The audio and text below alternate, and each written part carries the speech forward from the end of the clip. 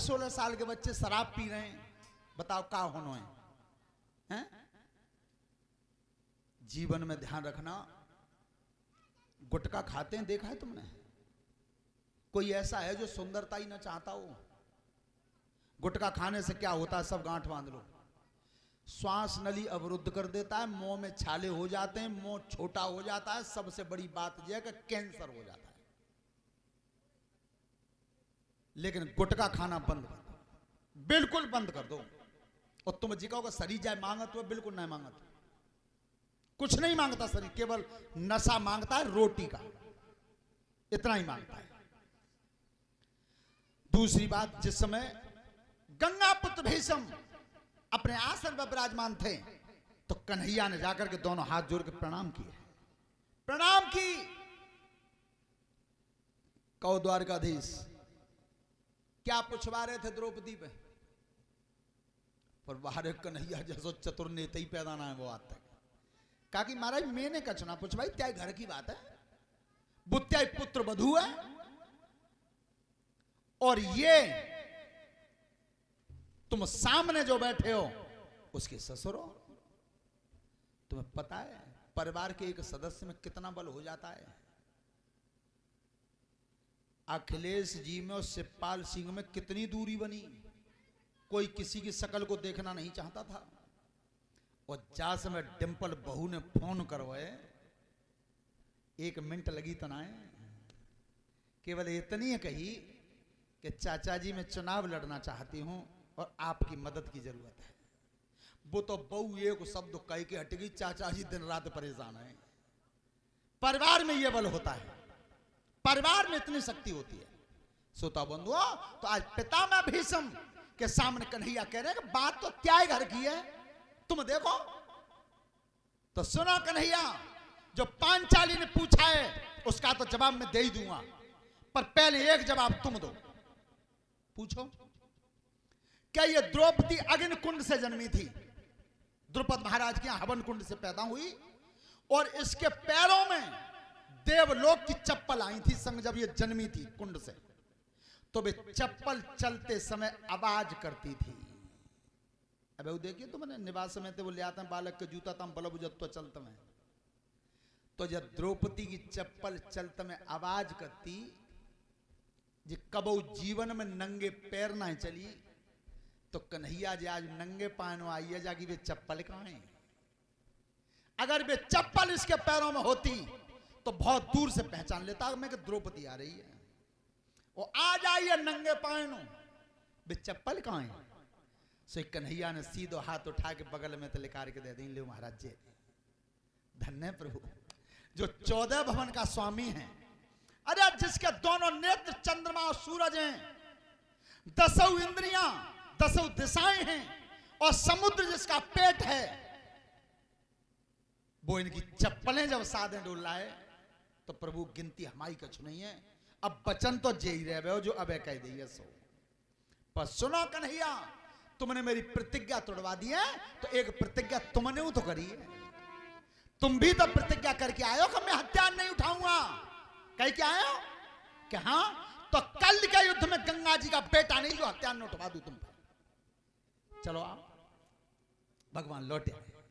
कुंती ने कही कन्हैया का वो लला बची आएंगे, बुआ त्याय बालक तो बच गए, पर मेरी बात गड्ढा में चली गई, अब मेरी बात पूरी नहीं हुई। ध्यान रखना, कितना काम करते थे, जो 3.5 थे उनमें गंगा पुत्र भीष्म नहीं सोए, 18 दिन 18 रात द्वारकाधीश कन्हैया नहीं सोए। वे पूरी दिन अर्जुन का रथ हाँकते थे और पूरी रात बिना रस्सी की खाट बुनते, को कल बचनो है, को मनो है, को किते जानो है, को किते जानो है, पूरा हिसाब रखते थे वो पूरी रात। आज द्रौपदी को तो कर दिया डेरा में और तब जगाया अर्जुन को, बहुत जल्दी पारत चलो, अब आ जाओ मेरे संग। तो जिसमें पारत और भगवान कन्हैया पहुंचे गंगा पुत्र भीष्म के शिविर में, तो दोनों का आदर किया है। देखिए कैसी लड़ाई थी, धोखे से रात में कोई किसी को नहीं मारता था, रात में नहीं, लड़के आमने सामने। एक और नियम था कि अगर कोई सामने वाला गदा चलाना जानता है तो इधर के छत्री ने भी गदा ही उठाई, सामने वाला अगर भाला चलाना जानता है तो इधर वाले ने भाला ही चलाया। आज कोई ऐसी लड़ाई थोड़ी है कि वो घर में तो लठिया लाओ तो तक बाद सामने वाले ने 3 से 15 ही गोलियां मार दी। ये लड़ाई नहीं थी, सामने वाले पर जो हथियार है वही हथियार प्रयोग किया। अर्जुन को लेकर के आए, तब कही पारथ गंगा पुत्र भीष्म से एक बात कहो कि क्या तो लड़बो तुम बंद कर दो, इन कौरवों को तो मैं अकेलो ही बहुत हूं। सो अर्जुन ने दोनों हाथ जोड़े, कहो बेटा पारथ कैसे आए? पितामह क्या तो पंचायत कर दो, फैसला कर दो, और क्या तुम लड़बो बंद कर दो, इन्हें कहता तो बहुत हूं अकेलो ही। सो भीष्म ने कही अर्जुन बेटा अब हम समझ गए, जब पुरखाते जाको कुनबा दुखी है जाए तब फिर मत जानो चाहिए। बस इतना ही कह पाए तो तक कन्हैया ने सारो कर दो, पूछियो कैसे मरोए? तो बाबा कैसे मरोए? अर्जुन मैं अपना काल उसे बताऊंगा जिसके शीश में हस्तिनापुर का मुकुट होगा।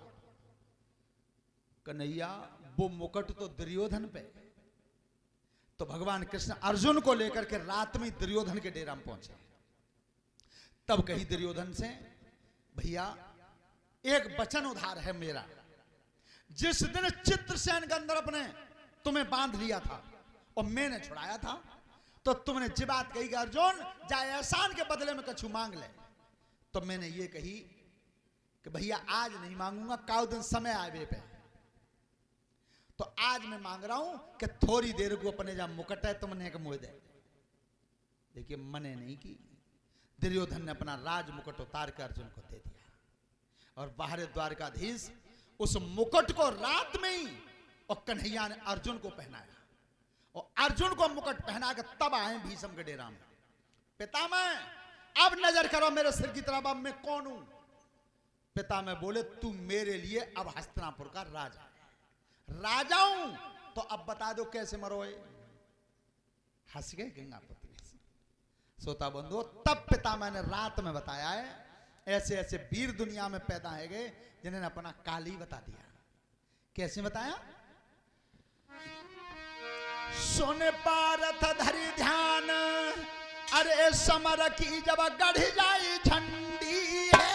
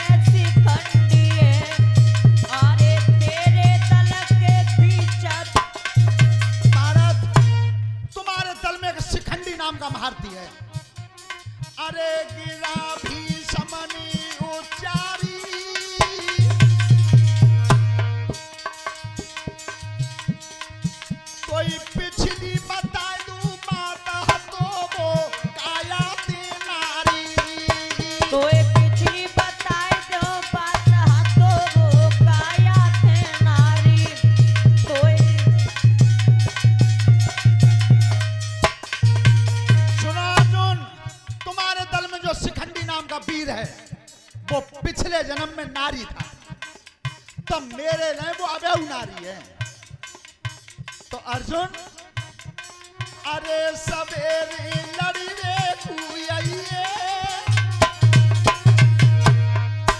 और नाम शिखंडी पीर को चपे सनम का धरी लइए। अरे नाम शिखंडी पीर को चपे सनम का धरी लइए। अरे तारा सुनो, कल जिस समय तू युद्ध के मैदान में मेरा सामना करे तो उस शिखंडी को रथ पर सामने लाना और बस शिखंडी देख के मैं हथियार रख दूंगा, उसी समय अर्जुन मार देना। और अगर तेने भूल कर दी तो जैसे अर्जुन हजारों हो और तेरे रथ ना आगरे ऐसे हजारों कन्हैया हो। जब तक मेरे हाथ में हथियार रहेगा तब तक दुनिया में मेरे मारने वाला कोई। भीष्म ने जब शब्द